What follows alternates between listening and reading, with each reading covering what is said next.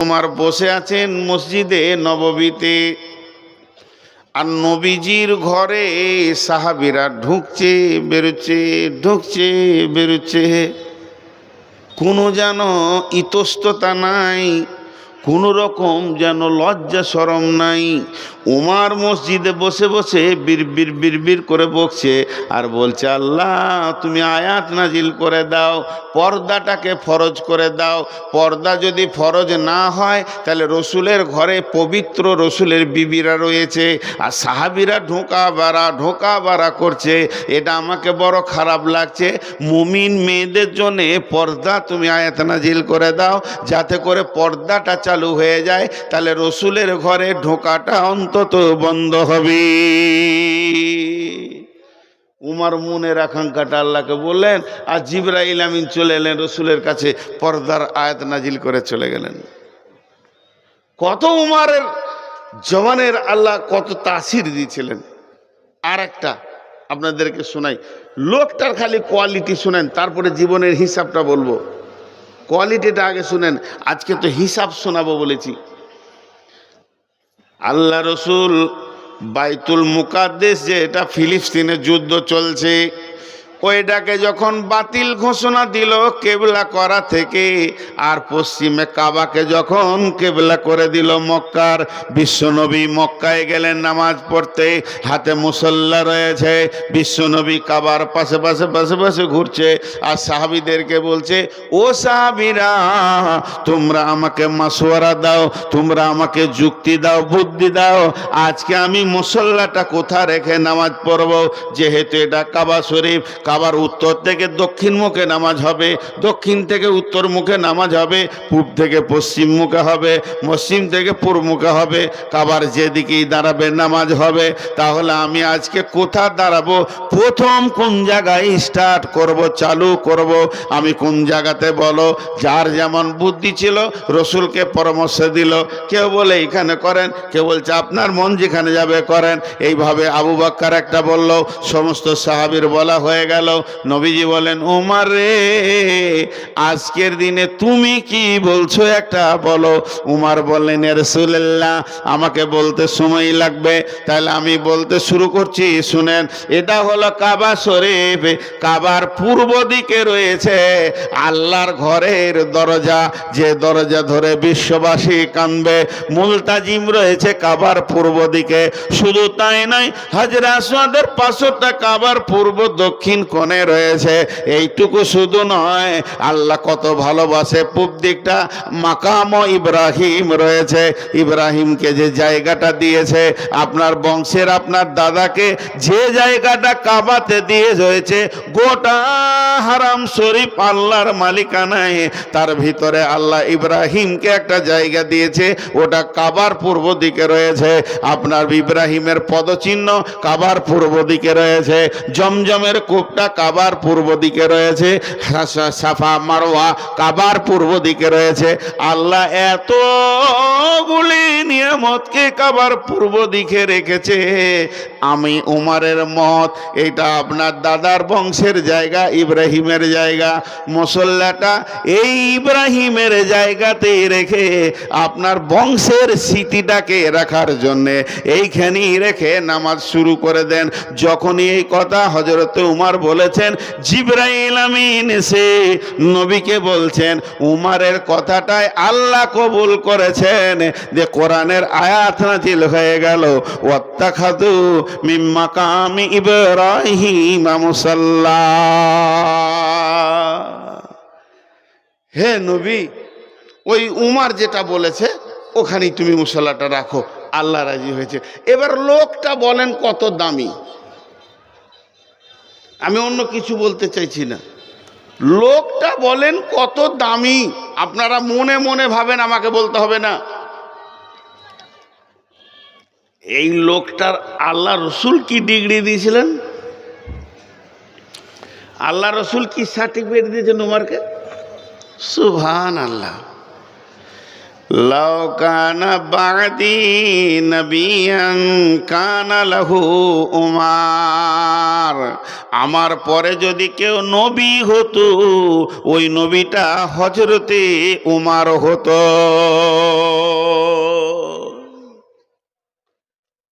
আর বললাম না।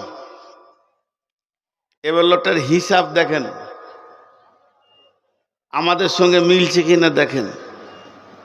ফজরের নামাজ পড়তে গেছে, ইমামতি করছে, আল্লাহু আকবার।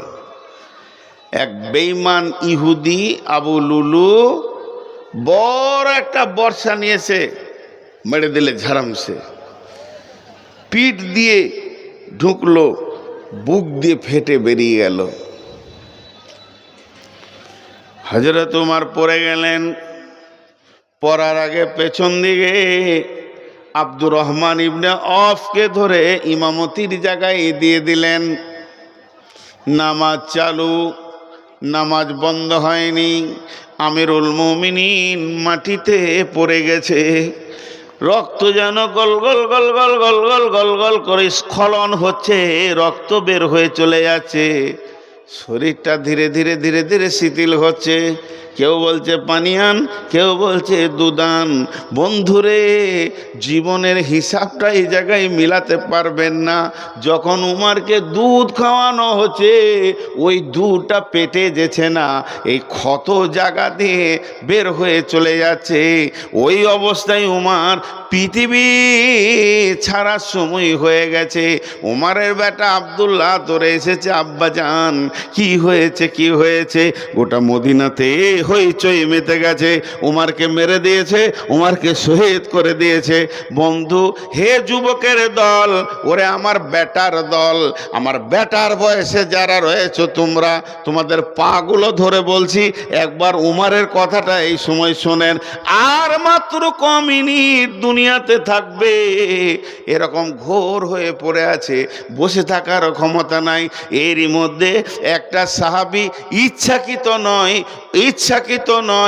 ইচ্ছা করে নয়, ভুলে তার একটা কাজ হয়ে গেছে, হটপটি করে এসে বলছে আহা আহা হা, কি হয়ে গেল গো, কি হয়ে গেল গো? ও খেয়াল করে নাই ওর লুঙ্গিটা টাকনুর নিচে চলে গেছে। আর ওই অবস্থায় বলছে কি হলো কি হলো? উমার ওই অবস্থায় কি ভাষা বলছেন, ও আল্লাহর গোলাম, ওরে রসুলের উম্মত, আমি উমার মরে গেলে ইসলামের কিছু ক্ষতি হবে না। কেমন অঙ্ক দিছে দেখেন, আমি মরে গেলে ইসলামের কিছুই ক্ষতি হবে না, তুমি রসুলের সুন্নতটাকে বাঁচাও, এটা যদি মরে যায় ইসলামের বিরাট ক্ষতি হয়ে যাবে। যতগুলো যুবক আছেন একবার পায়ের গোড়ালির নিচেটা তাকান, হাত দুটো ধরে বলছি, উমার ওই অবস্থায় বলছে মরবে। তারা জিন্দেগিকে কিভাবে হিসাব করেছে দেখেন। মরবে তো বলছে বেটা তুই লুঙ্গিটা তোল, আমি মরলাম তা কি হলো, একটা মানুষ মরলো তো তোর এত কিসের হুতাশ আছে? কিন্তু রসুলের সুন্নত মারিস না।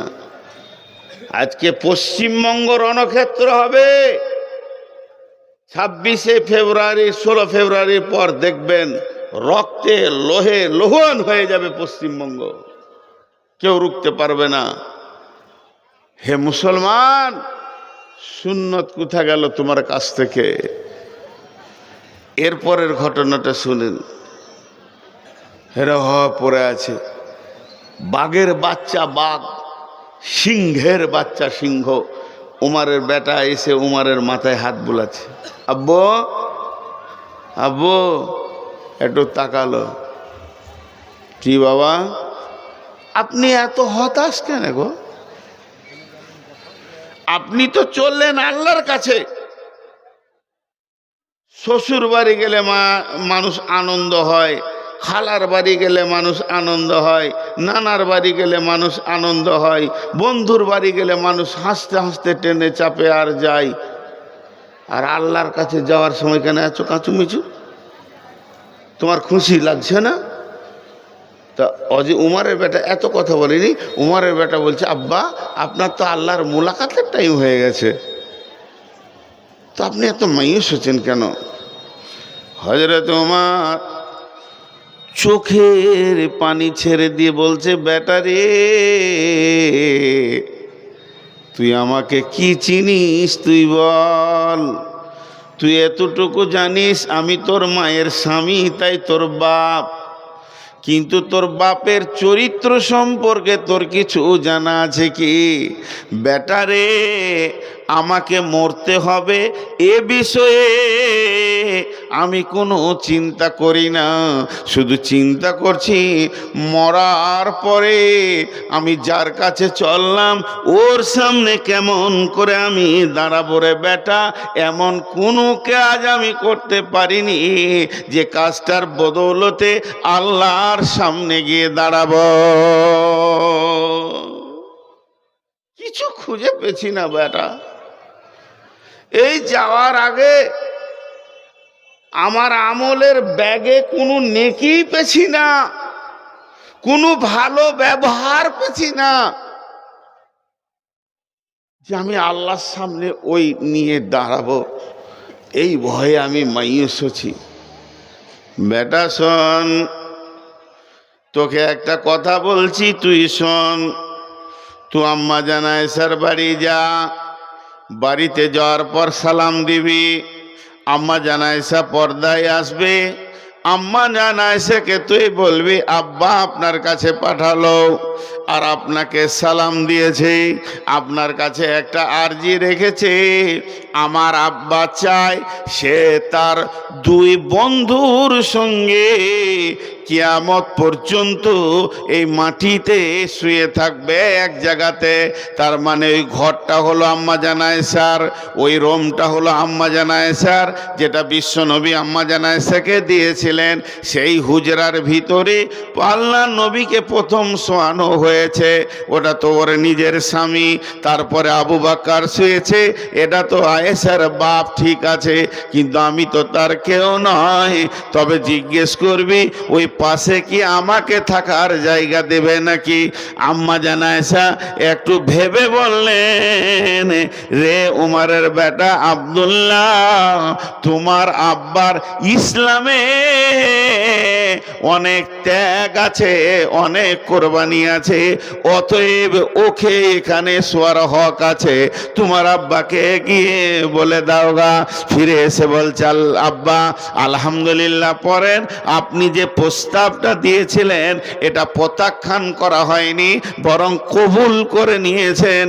আপনার শোয়ার জায়গা হলো নবী আর আবু বকর, আপনার দুই বন্ধুর পাশে থাকবেন। হাজি ভাই একটু ভেবেছি নিজের জীবন দিয়ে। অঙ্ক আমরা করি, আমাদের কলম চলছে আর গাদা গাদা গাদা গাদা খাতা শেষ হয়ে গেছে। আমাদের কলম বন্ধ নাই, আমাদের অঙ্ক বন্ধ নাই। আমাদের অঙ্ক কেমন চলে? চায়ের দোকানে বসে গেছি, লোকের ভুল দেখছি খালি। ও আর কি ছিল? চোর, লুটে ফুটে করলো। ও তো মাতাল, ও সুদারু, ও সুদ খায়, ও জুয়া খেলে, ও লুচ্চা।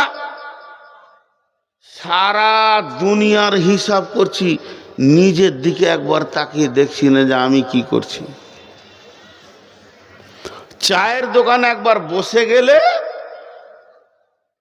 গোটা দুনিয়ার লোক কেউ খালি ভুলই দেখছে, ভুলই দেখছে, ভুলই দেখছে। আমার একটা প্রশ্নের উত্তর দেন। আমি বলিনি যে আপনি গুনাহ করেন, কিন্তু আমার প্রশ্নের উত্তর দেন। এতটি লোক বসে আছেন, আপনি জুতাটা সোজা আমার মুখের বরাবর ছুঁড়ে দিবেন আর আমি ওটা ফুল বলে কুড়িলে চুমা খাবো। আমি চুরি করলাম তো তোর বাপের কি? উত্তর দেন, এটা কি আছে? আমি মদ খেলাম তো তুই কি করবি? তোর কি হয়েছে বল? এটা উত্তর দিতে পারবেন? এইটার উত্তর যদি আপনি দিতে পারেন তো সারা জীবন আপনাকে আমি গুরু গ্রহণ করব। আল্লাহ তোকে উত্তর দিতে বলেনি। না কোরআনে না হাদিসে মাতালের হিসাব লিখা তুই। আমি একটা পাকা মাতাল, সেরাসিনের 1 নম্বর মাতাল। সকালে 2 বোতল, দুপুরে 2 বোতল, বিকালে 2 বোতল না খাইলে আমার চলে না। আমি লুচ্চা, প্রতিদিন মেয়ে ছেলে চেঞ্জ করি, আমি লুচ্চা। তোর কি? এটা উত্তর দেন। দিতে পারবে না। তোর যদি কি হয়, কতটা হবে জানিস? এই লুচ্চার পাটা ধরতে পাবি, তাছাড়া আর তোর কিছুই নাই। তোকে হাদিস কোরআন ওইটুকু বলেছে, লুচ্চা দেখবি, মাতাল দেখবি, পা ধরকাতে বলগা ভাই ছেড়ে দে। তবলিগ করার আছে, তুই আমার আলোচনা করে কি করে নিবি? কমাতে পারবি নাকি না বাড়াতে পারবি? কেন এত সাহসিলে আমি বলছি? আমার জান্নাতটা যার হাতে, আমার জাহান্নামটা যার হাতে। যে চাবি খুলে দিলে আমি জান্নাতে যেতে পাবো, যে চাবি বন্ধ করে দিলে জান্নাত বন্ধ হয়ে যাবে। যার চাবিতে আমি জাহান্নাম যাব, যার চাবিতে আমি জান্নাত যাব। আমার জীবনের যে মালিক, সেই আল্লাহ বলছে, গোলাম রে, হলো অনেক করেছিস তুই, এবার একবার রমজান মাসে তওবা কর, অঝর নয়নে কান, আমি মাফ করে দিব। যার হাতে আমার জান, সে মাফ করার জন্য রেডি আছে। তোর মুখের কথায় আমি ভয় খাবো? এই যে হিসাব, লোকের গোনার হিসাব, লোকের গোনার হিসাব। নিজের গোনার দিকে আমরা একবারও তাকাই না, নিজের গোনাটা আমরা খুঁজে পাই না। আমি তখন থেকে খালি হিসাবের উপরে কথা বলছি।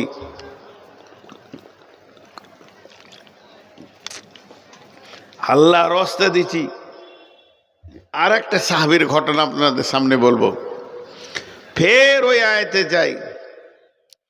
বিসমিল্লাহির রহমানির রহিম।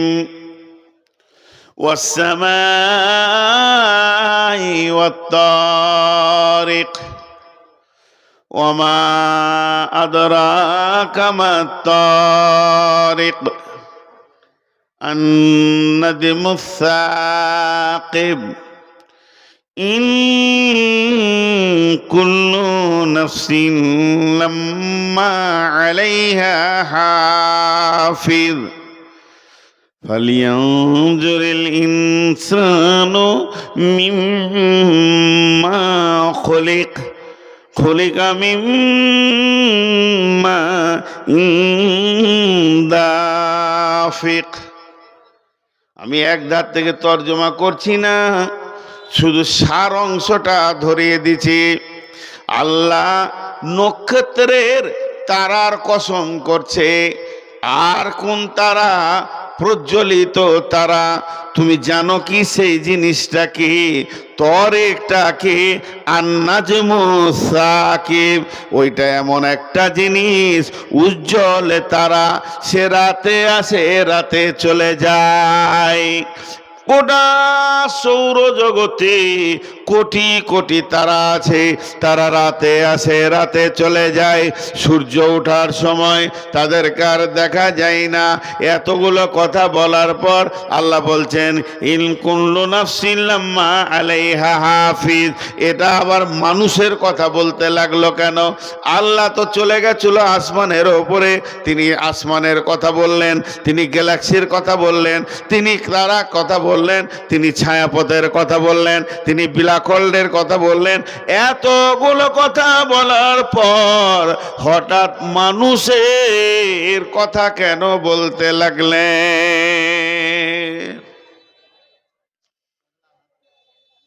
হাজি ভাই, পৃথিবীতে মানুষ আছে 850 কোটি। আর একবার, পৃথিবীতে এখন মানুষ আছে 850 কোটি। আর একবার বলছি, পৃথিবীতে মানুষ আছে 850 কোটি। আর আসমানে তারা আছে কত কোটি? কোটি কোটি কোটি কোটি কোটি কোটি কোটি, তার কোনো হিসাব নেই। শুধু গ্যালাক্সির ভিতরে আছে 15 কোটি। আর পৃথিবীটা কত বড়?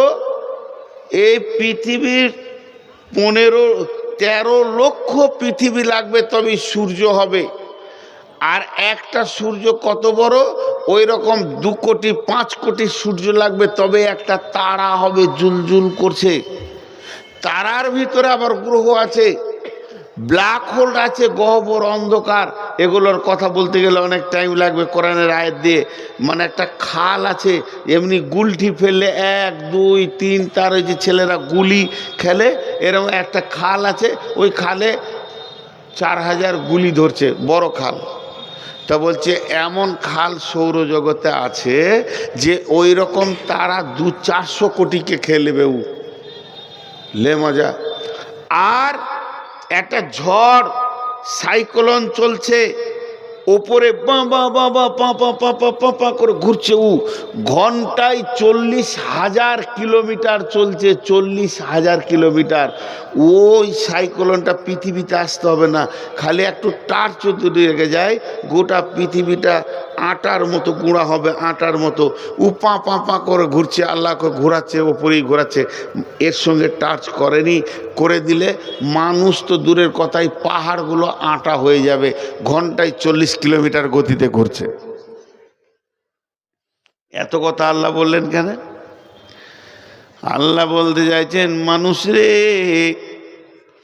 তুই তো একটা 3.5 হাত মানুষ, তোর খুব বেশি যদি হাইট হয় 5 ফুট 6 ফুট, খুব যদি বেশি ওজন হয় 1 কুইন্টাল বা 1.5 কুইন্টাল, এত ছোট মানুষ। কিন্তু দেখ, সূর্য নিজের পথে চলছে, ওকে আমি যে পথ দিয়েছি সেই পথে চলছে। চাঁদকে আমি যে পথ দিয়েছি সেই পথে চলছে। তারাগুলোকে যে পথ দিয়েছি সেই পথে চলছে। ওই ঝড়টা যদি পৃথিবীতে আসে তোদেরকে মেরে দেবে, কিন্তু এত বড় ঝড়, তারপর ওকে একটা রাস্তা দিয়েছি, ওই পথে চলছে। এই রকম কোটি কোটি বিলিয়ন মিলিয়ন গুণ বড় নক্ষত্রগুলো নিজের পথে চলছে, কেউ কখনো পথ হারা হয়ে যায় না। হতভাগা মানুষ রে, তোদেরকে আমি একটা পথ দিলাম, এই পথটা বাদ দিয়ে তুই বেপথে চলছিস।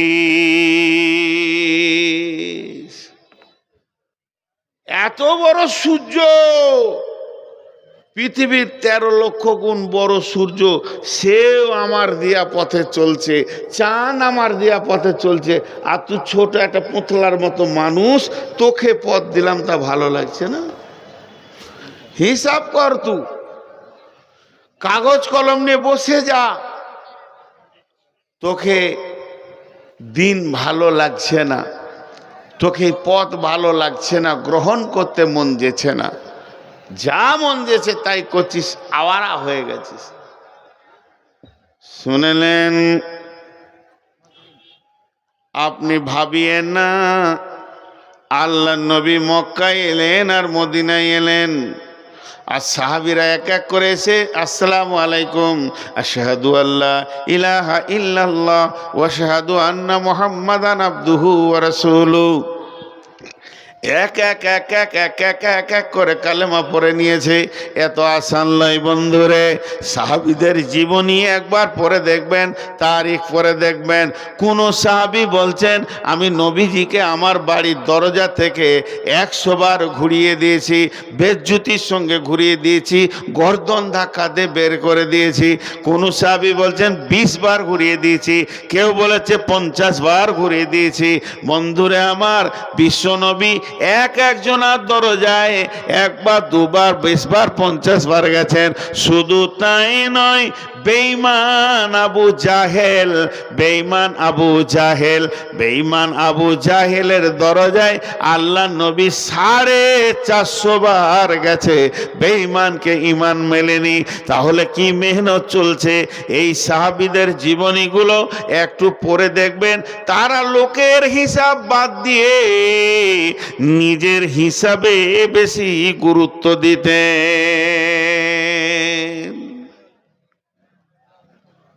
অনেক সাহাবীর জীবনী আছে, হ্যাঁ ওটা আমি খেয়াল করছি। অনেক সাহাবীর জীবনী আছে, ধ্যান দেন আমার দিকে। বিছানাতে শুতে যাবে, বিছানাটাকে রেডি করে নেছে, বালিশটাকে রেডি করেছে, কম্বলটাকে রেডি করেছে, এবার শুবেও, শোয়ার আগে তসবিহ করতে লাগলো, দোয়া পড়লো, যেগুলো আছে সূরা মুলক পড়লো, সব যখন পড়া হলো এবার অঙ্ক করতে বসলো। সকাল থেকে কি কি করেছি, কি কি করেছি, কাকে কি বলেছি, কাকে কি করেছি, এই বলতে বলতে হ্যাঁ দেখ ওকে দুটা কথা বলে দিলাম, ওটা না বললেও তো হতো। আজকে আমি 5টা শব্দ বেশি বলেছি, এটা না বললেও তো হতো। মাইয়াল ফেজবিন কাউলিন ইল্লাল্লাহি রাকিবুনাতি, ওইটার লেগে তোবা করতো, কেউ কেউ সলাতু তোবা পড়তো, কামতো বিছানায়, আল্লাহ তুমি মাফ করে দাও, তারপরে শুতো। তাদের জীবনে কি আর আমাদের জীবনে কি? ভাইয়া যতটি লোক বসে আছেন আর উঠিয়েন না। 5টা মিনিট টাইম দিচ্ছি আপনাদেরকে, উঠিয়েন না 5টা মিনিট, আল্লাহর রাস্তায় উঠিয়েন না ভাই আমার। আপনারা উঠলে আমার মন খালি হয়ে গেছে। ছোট্ট করে একটা কথা বলি, এই করোনার ইঞ্জেকশনটা যতগুলা ছেলে নিয়েছে এদের স্ট্রেংথ কমে গেছে জানেন।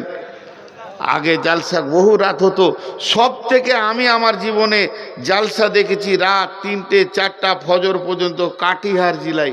এখন কাটিহারে 12টা বেজে গেলে একটা লোক থাকে না, একটা লোক থাকে না, একটা লোক থাকে না, আল্লাহকে সাক্ষী রেখে বলছি। তো কমিটিদেরকে ভাবতে হয় 12টা পর্যন্ত, আজকে একটু ছুঁই ছুঁই হয়ে গেছে। আমি আপনাদেরকে বলবো, নূর মোহাম্মদ বক্তব্য রাখলো, আগে নুরুল ইসলাম রেখেছে, তার আগে আব্দুল শুকুর। কার বদৌলতে? মাদ্রাসার। একটু আগে ঘটনা শোনালাম, আমি উমার মারা যাই কোনো দুঃখ নাই, কিন্তু সুন্নতটা বাঁচা। নূর মোহাম্মদ যদি এখানে মারা যায়, ইসলামের একটা চুল বাড়াবার ক্ষতি হবে না, কিন্তু মাদ্রাসাটা মরে গেলে গোটা দুনিয়ার ক্ষতি হয়ে যাবে। তাই আমি শেষবারের মতো, বাপজিরা আমার কেউ আছেন 5,000 2,000 1,000 দেনেওয়ালা, আর যিনি উঠবেন অন্তত একবার স্টেজের কাছে আসবেন, তারপরে আপনি যাবেন। 1টা টাকা না দিয়ে কেউ যাবেন না। কেউ আছেন আল্লাহর গোলাম 2,000 5,000 দেনেওয়ালা? শেষ কেউ আছেন আল্লাহর গোলাম 1,000 দেনেওয়ালা নাই? 10টা লোক, দুর্গম গিরিকান্তর মরু দুস্তুর পারাবার, লঙ্ঘিতে হবে রাত্রিতে যাত্রীরা হুঁশিয়ার, ফুলিতেছে জল দুলিতেছে তরি, ভুলিতেছে মাঝি পথ, কে আছো নওজোয়ান হও আগোয়ান, হাঁকিছে ভবিষ্যৎ।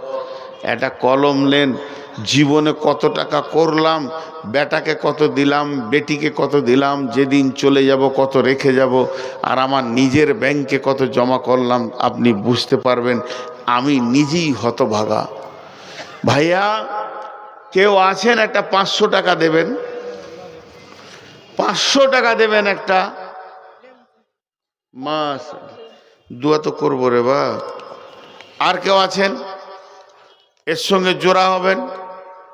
1500 দিয়ে আমি আপনাদের শেষ মোকাররির বিধায় আমার হাত দিয়ে কিছু হোক, এটা আমি চাইছি। আমি অনেক বড় রুগী, একে তো মুসাফিরের দোয়া কবুল হয়, অসুস্থ ব্যক্তিরও দোয়া কবুল হয়। কত আছে? 500 1000 3500 টাকা। আচ্ছা, দাদা দাদি নানা নানি খালা ফুপু বংশ চাচা যত আছে সব দিকে দেখে লেগে, মাশাআল্লাহ। জি আল্লাহর গোলাম আর কেউ আছেন বেনামিতে? আমি একটা কথা বলি, যতটি লোক বসে আছেন একবার মুসাফা করে যান আমার কাছে। আমি তো আপনাদের কারো ক্ষতি করিনি ভাই আমার। আসসালামু আলাইকুম, উত্তরটা দেন। আসসালামু আলাইকুম। আমার মন চাইছে মুসাফা করব, কে কে পালিয়ে যাবেন মুসাফা না করে? মাশাআল্লাহ। কত আছে বাপ? 2000 আর নেই পকেটে? আছে মনে হয়, দেখো তো। 100 টাকা নাই, 10 টাকা নাই, 5 টাকাও নাই। এই নিয়ে যাও, টাকা নিয়ে যাও, ঘর যাবে কি করে তুমি? কিছুই নাই বলছো যখন। ভাই কেউ আছেন? আসেন, সবাইকে বলছি আসেন। সবাই 1000 টাকা করে দেন, না পারবেন 10 টাকা দেন, মুসাফা করি ভাই। আসেন, 10টা টাকা দিয়ে যান আল্লাহর হস্তে। যতটি লোক বসে আছেন দোয়া পড়েলেন, বায়ান শেষ, আর তো বায়ান নতুন করে ধরা যাবে না। সুবহানাকা আল্লাহুম্মা ওয়া বিহামদিকা আশহাদু আল্লা ইলাহা। এই খুলো না তোমরা, এই একজনে খুলবে না, যজন খুলিয়েছো লাগাও, নাহলে একটা মাইক্রোফোন দেবো না। লাগাও, যটা খুলেছো লাগাও, মজা মারা পেয়েছো না, চলবে ভাই। من يهده الله فلا مضل له وما يضلل فلا هادي له واشهد ان لا اله الا الله وحده لا شريك له واشهد ان محمدا عبده ورسوله اما بعد فخير الحديث كتاب الله وخير الهدي وهدي محمد صلى الله عليه وسلم وشر الأمور محدثاتها وكل محدثة بدعة وكل بدعة ضلالة وكل ضلالة في النار. أعوذ بالله من الشيطان الرجيم. بسم الله الرحمن الرحيم. يا أيها الذين آمنوا هل أدلكم على تجارة تنجيكم من عذاب أليم تؤمنون بالله ورسوله وتجاهدون في سبيل الله بأموالكم وأنفسكم ذلكم خير لكم إن كنتم تعلمون. بسم الله الرحمن الرحيم. يا أيها الذين آمنوا كتب عليكم الصيام كما كتب الذين من قبلكم لعلكم تتقون. بسم الله الرحمن الرحيم. يا أيها الذين آمنوا اتقوا الله حق تقاته ولا تموتن إلا وأنتم مسلمون. তোমার দুনিয়ায় দুশ্মনী নিলাম, চেয়ে দেখো রহমান। কাফেরের হাতে নিধন হতেছে কি করে মুসলমান। ইজ্জত সব মাটি হয়ে গেল, নিচু হলো মমশির। যারা আমাদের চিরগোলাম আজ তারা হইয়াছে মহাবীর। তোমায় ভুলেছি, কোরআন ছেড়েছি, তাই বুঝি অপমান।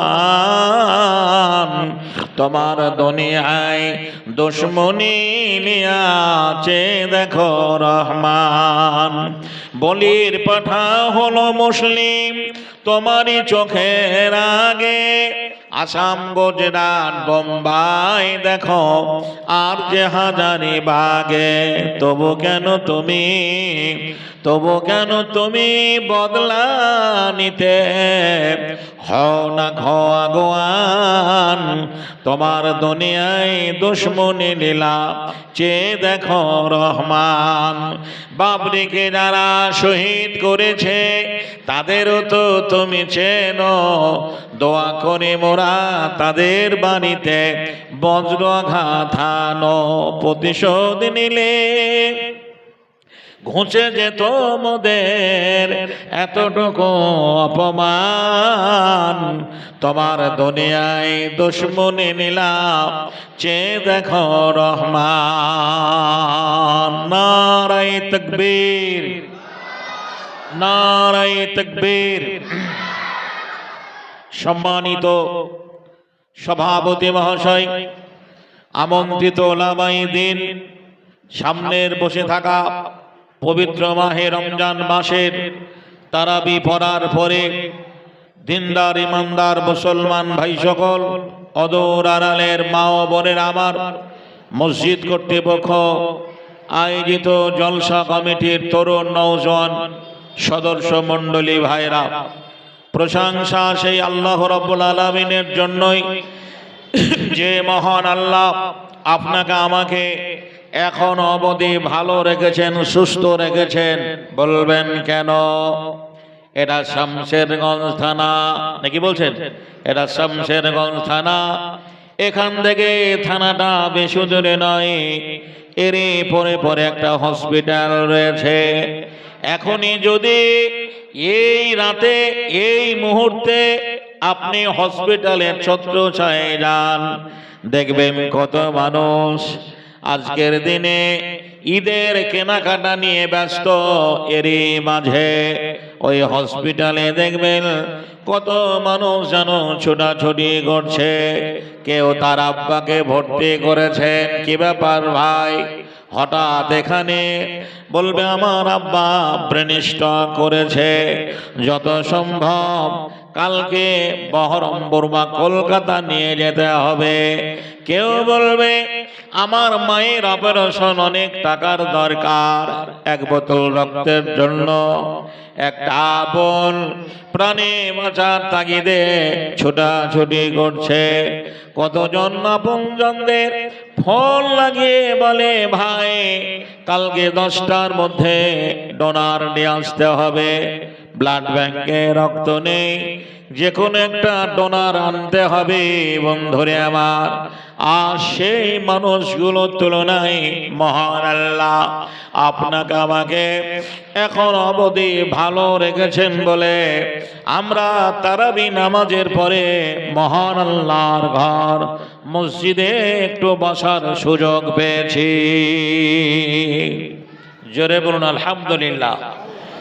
সে আল্লাহ রাব্বুল আলামিনের তারিফ ও প্রশংসার পরে পরে আখেরি পয়গম্বর দোজাহানের নবী, unconscious leader of the world, আখেরি পয়গম্বর মুহাম্মদুর রাসূলুল্লাহ। জোরে মহব্বতে বলুন সাল্লাল্লাহু আলাইহি ওয়াসাল্লাম। তিনার প্রতি শত সহস্র সন্ধির ধারা সালাম ও দরুদ আল্লাহুম্মা আমিন। আল্লাহুম্মা সাল্লি আলাইহি, আল্লাহুম্মা বারিক আলাইহি। আমি মহান আল্লাহ পবিত্র কোরআন থেকে দুটি জায়গা থেকে ছোট ছোট দুটো আয়াতের টুকরো পড়েছি। জানি না আপনারা আমাকে কতটুকু সময় দেবেন, তবে আপনাদের ধৈর্যকে সামনে রেখে মিল্লাতের উদ্দেশ্যে, কওমের ভালাইয়ের জন্য দু চারটি কথা আলোচনা রেখে এই জায়গাটা পরবর্তী বক্তাকে দিয়ে আমি চলে যাব আমার তৌফিক ইল্লা বিল্লাহ।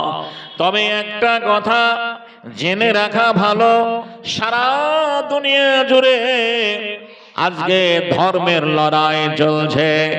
যারা যে ধর্মের মানুষ তাদের কাছে সেই ধর্মটা সবচাইতে ভালো। সারা দেশ জুড়ে আজকে ধর্ম নিয়ে হিংসা মারামারি চলছে। যারা ইহুদি তারা বলেন আমরা ভালো, আমাদের ধর্ম ভালো, আমাদের ধর্মের ঊর্ধ্বে কোনো ধর্ম নেই। যারা বৌদ্ধ তারা বলেন আমাদের ধর্মটা ভালো। যারা খ্রিস্টান তারা বলেছেন আমাদের ধর্মের ঊর্ধ্বে কোনো ধর্ম নেই, আমরা ভালো, আমাদের ধর্ম ভালো। যারা হিন্দু আজ হিন্দু বলছেন, বন্ধুরে আমার, ওদের ধর্মের একটা নেতা নাম মহান ভাগবত। এই মহান ভাগবত বলেছেন হিন্দু একটা কোনো ধর্ম নয়, হিন্দু বলে কোনো ধর্ম নেই। এটা আমি বলি নাই, আমার মোবাইলে লোড করা আছে মহান ভাগবতের কথা। এই মহান ভাগবত আরএসএস এর মহান নেতা বলেছেন হিন্দু বলে কোনো ধর্ম নেই। হিন্দু ভাইয়েরা এখন তাই ধর্মটাকে পরিবর্তন করেছেন। এরা বলছেন আমরা সনাতনী, আর হিন্দু বলে না। এরা বলছেন আমরা ভালো, আমাদের ধর্ম ভালো। বন্ধুরে আমার, আজ থেকে 1450 বছর আগে এই পবিত্র মাহে রমজান মাসে মহান আল্লাহ যে কোরআন আল্লাহর নবীর প্রতি ওহী করেছেন, এই কোরআনে আল্লাহ বলেছেন, দুনিয়ার মানুষ শুনে নাও, সারা দুনিয়ার মানুষ যত ধর্মের ধর্ম যাজক রয়েছে, আপন আপন ধর্মের ঢাক ঢোল বাজালে আমি আল্লাহ আমার কাছে একটাই দিন, তার নাম ইন্না দিনা ইনদাল্লাহিল ইসলাম। ইসলাম ধর্মটাই আল্লাহর কাছে মনোনীত দিন। এই দিনের কথা মহান আল্লাহ যে 1400 বছর আগে কোরআনে জানিয়ে দিয়েছেন। এই ইসলামের দায়িত্ব, এই দিনের দায়িত্ব আমার নবীকে দেওয়া হয়েছিল। আমরা আখেরি পয়গম্বরের নবী, এই নবী আজ থেকে 1450 বছর আগে সুদূর মক্কা নগরে সম্ভ্রান্ত কুরাইশ বংশে 570 খ্রিস্টাব্দে জন্ম নিয়েছিলেন। আমরা জানি নবী মায়ের পেটে থাকা অবস্থায় বাপ ইন্তেকাল করেছেন। মায়ের পেটে থাকা অবস্থায় আব্বা মারা গেছেন। 6 বছর বয়সে বিশ্ব নবী বাপের কবর জিয়ারত করতে গিয়ে প্রতিমধ্যে জননী মাকেও হারিয়েছিলেন। এইরকম বৃদ্ধ চাচা, দাদা তার মানুষ, আবু কি বলছেন, দাদা মানুষ করেছেন, লালন পালন করেছেন, বড় হলেন। চাচারা ব্যবসায়ী ছিলেন। আল্লাহর নবীকে বিভিন্ন দেশে ব্যবসার কাজে নিয়ে যেতেন। বিশ্বস্ত নবীর ব্যবহারে ওই বিধবা মহিলা ব্যবসায়ী, তার মালমাত্রা দেখাশোনার দায়িত্ব তাকে দেওয়া হয়েছিল। দায়িত্ব নেওয়ার পরে আল্লাহর নবী যখন ওই বিধবা মহিলার মালমাত্রা ব্যবসার দায়িত্ব নিলেন, সেই দায়িত্ব পাওয়ার পরে মা খাদিজা আরো ব্যবসায় লাভবান হলো। আর লাভবান হওয়ার পরে বিশ্ব নবীকে আরো কাছে পাওয়ার জন্য বিয়ের পয়গাম দিলেন। ভাই গো, আল্লাহর নবীর বয়স ছিল 25 বছর। 25 বছর বয়সে তরুণ যুবক, বন্ধুরে আমার, একটা বিধবা মহিলা, এর আগে যার 2 বার বিয়ে হয়েছে, এমন একটা মেয়ে যদি হিজল তালার একটা 25 বছরের ছেলেকে বিয়ের প্রস্তাব দেয়, আমার মনে হয় আজকের দিনে কেউ রাজি হবে না। বিশ্ব নবী বললেন, খাদিজা তুমি ভালো বংশের মেয়ে, তোমার মাল মাত্রা রয়েছে, জমি জায়গা রয়েছে, তুমি প্রভাবশালী ভালো বংশের মেয়ে, তুমি ধনট্টশালী মহিলা। আর যদি তোমারে বিয়ে করি, মক্কার কাফেরেরা বলবে মুহাম্মদ একজন অর্থলোভী মানুষ, অর্থের লোভে পড়ে বিয়ে করেছে। খাদিজা তোমার সঞ্চিত ধন মাল, জমি জায়গা, স্থাবর অস্থাবর যা কিছু রয়েছে, যদি ইসলামের জন্য দান করে দাও, তবে আমি তোমারে বিয়ে করতে রাজি রয়েছি। এটা হিজল তালার মসজিদ, এটা মসজিদের জালসা। আল্লাহর নবী মহানবী 1400 বছর আগে বলেছেন, মসজিদ হচ্ছে আল্লাহর ঘর, মসজিদকে দুনিয়ার জান্নাত বলা হয়েছে।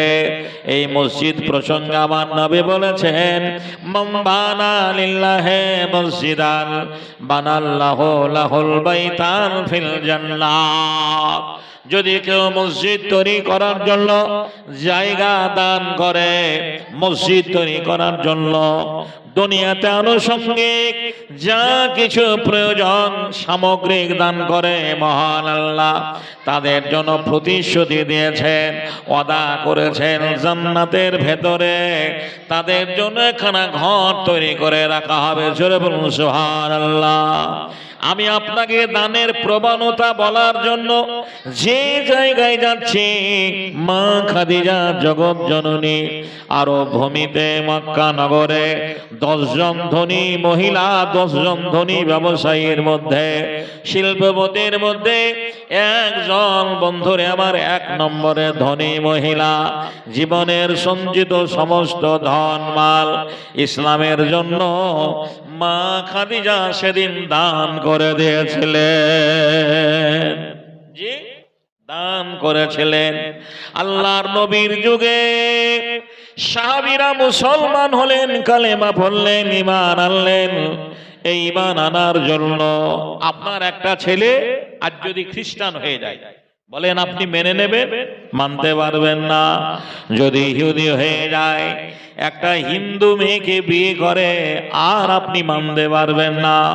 সমাজ আপনাকে ধিক্কার জানাবে, কোন সমাজ মানতে পারবে না।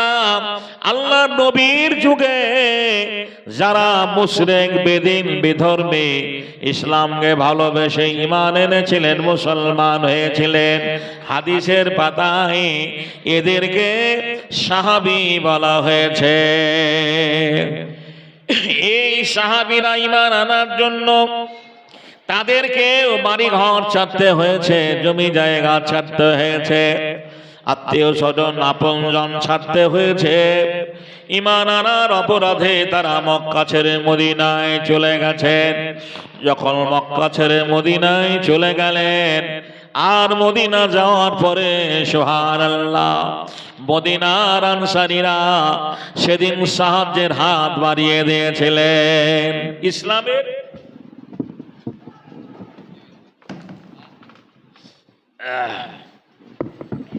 ইসলামের শুরু থেকে যে দান, ইসলামের শুরু থেকে যে দান, সেটা আপনাকে দেখানোর জন্য, বোঝানোর জন্য আমি যেটা তুলে ধরেছি। মক্কার কাফেররা তাদেরকে মানতে পারেনি, তাদের বাড়িঘর। আজ যেমনি ভারতবর্ষে আমরা প্রতিনিয়ত দেখতে পাচ্ছি মুসলমানদের যে হত্যা করা হচ্ছে, নাকি বলছেন? পশ্চিম বাংলা থেকে শুরু করে, উত্তরপ্রদেশ থেকে শুরু করে, একেবারে ইউপি থেকে শুরু করে, এমন একটা দেশ নেই ভারতবর্ষের মাটিতে, এমন একটা রাজ্য নেই যে প্রতিনিয়ত মুসলিম নিধনযোগ্য হয় না। প্রতিদিন মুসলমানরা অমুসলমানদের হাতে মার খাচ্ছে। এই বিজেপি সরকার আসার পর থেকে আমরা দেখছি ট্রেনে দাড়ি টুপি নিয়ে কিছু মুসলমান যাকাতের টাকা মাদ্রাসার পারপাসে আদায় করতে গিয়ে একটা মসজিদ থেকে রাস্তায় তারা যাচ্ছিল। আজকে ইসলামের যারা শত্রু আরএসএস এর লোকেরা এই দাড়ি টুপি দেখে তাদের রাস্তায় পিটিয়েছে। পুলিশ প্রশাসন প্রতিবাদ করেনি। বন্ধুরে আমার, ভাইরা আমার, প্রতিনিয়ত মুসলমানদের মারা হচ্ছে। রাসূলের যুগেও যারা অমুসলমানরা ইসলাম কবুল করেছিলেন তাদেরকেও বাড়িঘর থেকে তাড়িয়ে দেওয়া হয়েছিল। যখন তারা মক্কা ছেড়ে মদিনায় চলে গেলেন, মক্কা ছেড়ে যখন মদিনায় গেলেন, আর মদিনার আনসারীরা তাদেরকে সাদরে বুক পেতে গ্রহণ করে নিয়েছিলেন। ভাই, তুমি আমার কালেমার ভাই, ঈমান আনার জন্য তোমার দেশ ছেড়ে তুমি দেশে চলে এসেছো। মুসলমান হওয়ার জন্য মক্কার কাফেরেরা তোমার বাড়ি ঘর ভেঙে দিয়েছে, তুমি আপনজন ফেলে এসেছো। আমি তোমার দিনী ভাই, এই জায়গাটা তোমাকে দান করে দিলাম। এই জায়গাটায় আপনি মসজিদে দান দেবেন কি দেবেন না সেটা পরের কথা। ইসলামের শুরু থেকে যে দানের প্রবণতা আছে সেটাই আপনাদের সামনে তুলে ধরবো, যে এই জায়গাটা তোমাকে দান করে দিলাম। এই জায়গাটায় বাড়ি ঘর বানাও। এই বাড়ি ঘর করতে যা প্রয়োজন টাকা হবে আমি সব তোমাকে দেব। এই খেজুরের বাগানটা তুমি আবাদ করো। আমার ঘরে চলো ভাই। দুটো বিবি আছে, যেটা তুমি পছন্দ করবে, যেটা তোমার ভালো লাগবে, আমি সেইটাকে তালাক দিয়ে দেব, আর সেইটাকে নিয়ে তুমি সংসার করবে। মদিনার আনসারীরা মুহাজিরিনদের এইভাবে সাহায্যের হাত বাড়িয়ে দিয়েছিলেন। বন্ধুরে আমার, ভাইরা আমার, এটা বলা যত সহজ, শোনা যত আসান, বাস্তবে রূপ দেওয়া কত যে কঠিন আল্লাহ ভালো জানেন। আমরা মুসলমান, বাপ কবরে শুয়ে আছে, বাপের বর্তমানে জমি জায়গা ভাগ করতে গিয়ে যদি 5 কাঠা জায়গা একটা ভাই বেশি ব্যবহার করে, আমরা মানতে পারি না। জি, আমরা মানতে পারি না। বিচার বসাই, বন্ধুরে আমার, থানা পুলিশ করি, জি মেম্বার প্রধানদের ডাকি ফাইসালা করার জন্য। কিন্তু বাপের পৈতৃক সম্পত্তি থেকে ইসলামের জন্য যারা অর্ধেক সম্পত্তির মালিকানা দিয়ে দিয়েছিল, তাদের ঈমানটা কেমন ছিল লক্ষ্য করে দেখো। জি, এইভাবে ইসলামকে তারা চিন্তা করেছেন।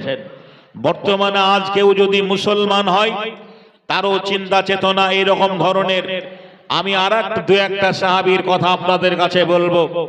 আপনারা বহু আলেমের কাছ থেকে শুনেছেন, নবীর যুগে উমাইয়ার কৃতদাস হাবশী গোলাম হযরতে বেলাল মুসলমান হয়েছিলেন।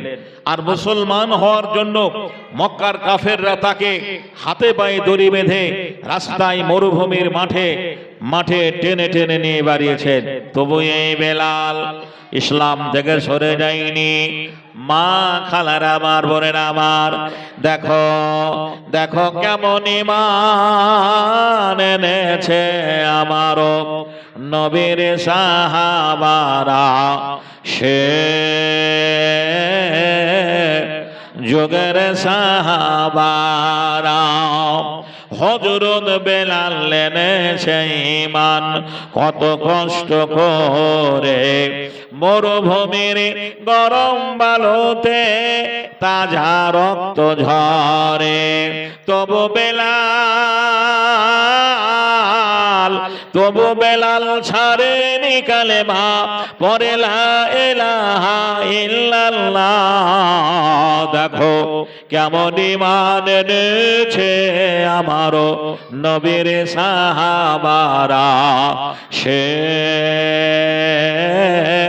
যুগের সাহাবারা হযরত খাব্বাব এনেছে ঈমান কত কষ্ট করে, কাফেরেরা পাথর দিয়ে বুকে আঘাত করে। পেছন দিকে তাকালে পরে দেখা যায় বুকের সেনা। দেখো কেমন ঈমান এনেছে আমারও নবীর সাহাবারা। সে যুগের সাহাবারা হযরত হানজালা এনেছে ঈমান কত কষ্ট করে। প্রথম রাতে বিয়ের পরে ছিল বাসর ঘরে, যুদ্ধের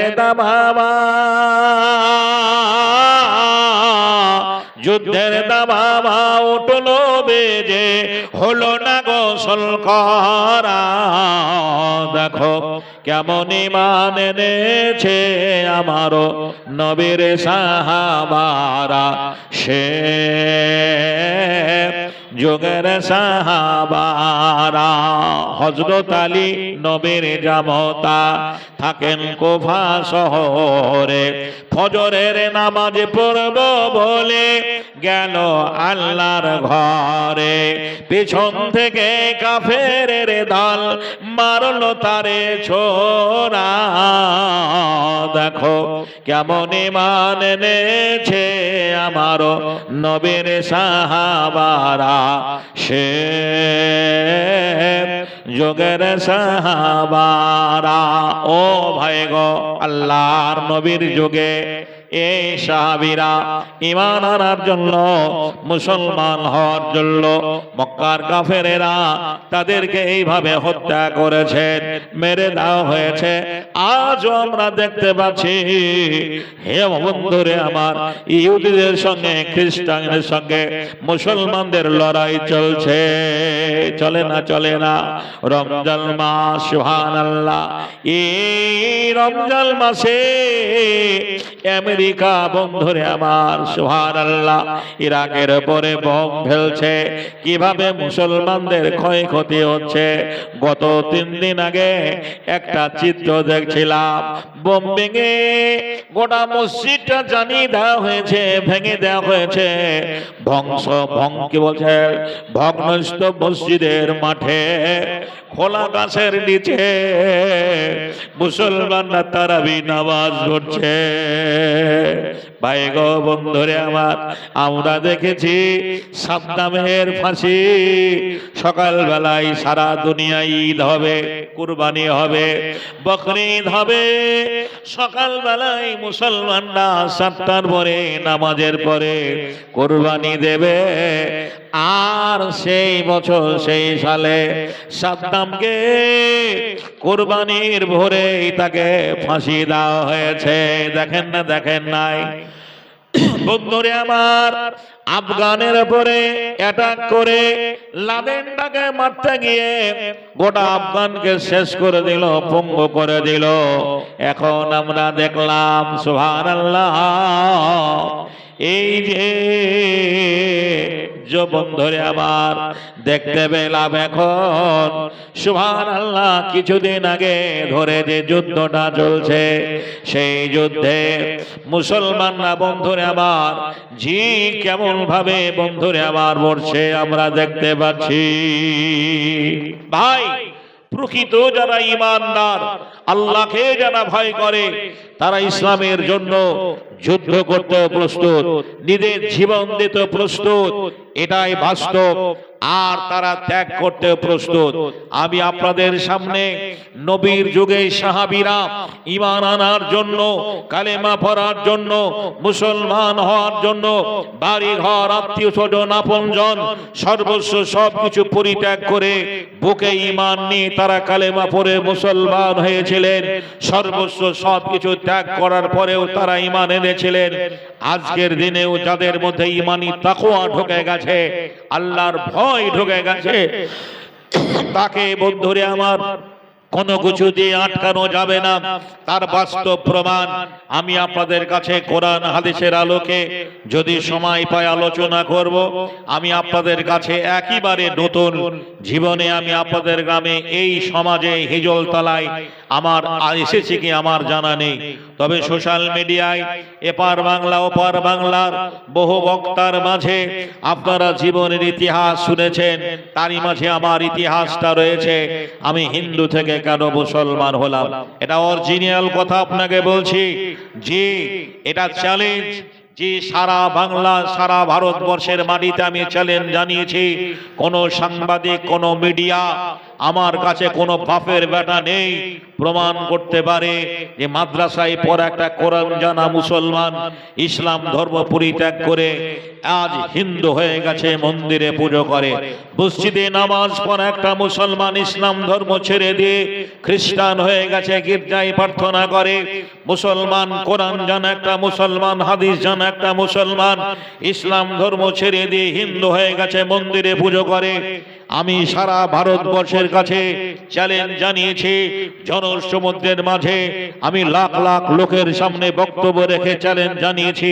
প্রতিবাদ হয় কে বন্ধুরা আমার? একটা লোককেও সাড়া পাইনি যে কেউ প্রমাণ করতে পেরেছে। কিন্তু আমি দেখাতে পারবো অন্য ধর্মের যারা ধর্মযাজক, মন্দিরে পুজো করত যারা, পুরোহিত যারা ছিল, তারা আজকের দিনে আমার ইসলামের আলো পেয়ে কালেমা পড়ে মুসলমান হয়েছেন। বলুন আলহামদুলিল্লাহ। হাজারো লোকের ভিড়ে আমি একজন অযোগ্য মানুষ, আপনারা শামশেরগঞ্জের থানার মানুষ।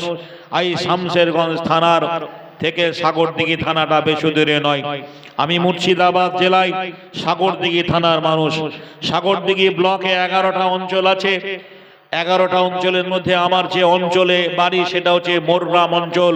10 নম্বর মোরগ্রাম অঞ্চল, ন্যাশনাল হাই 34 নম্বর জাতীয় সড়ক পথের উপরে মোরগ্রাম বলে একটা জায়গা আছে, আপনারা চেনেন না? ওই মোরগ্রামের আরো এদিকে এসে বেলেপুকুর বাস স্ট্যান্ডে নেমে একটা গ্রাম পড়ে, সেই গ্রামটার নাম ভোরকুন্ডা ন্যাশনাল হাইট অ্যাটাচ গ্রাম। ওই ভোরকুন্ডা থেকে আরো পূর্ব দিকে 1.5 কিলোমিটার একটা মাঠ পেরিয়ে আমার জন্মভূমি, গ্রামের নাম সাউরাইল, যেখানে আমার বাবা মা আজও হিন্দু ধর্মে রয়েছে। মা, খালার আমার, বোনেরা আমার, আমি কোন মায়ের ছেলে, আজও আমার মা বেঁচে আছে। মায়ের নাম অর্চনা দেবী, বাবা আমার আজও বেঁচে আছেন, বাবার নাম হিরেন কুমার রাজেন্দ্র। আপনারা ইব্রাহিম নবীর নাম শুনেছেন। ইব্রাহিম আলাইহিস সালাম একজন আল্লাহর নবী ছিলেন, আর তার আব্বা আজর মূর্তি বানাতেন, মূর্তি তৈরি করতেন।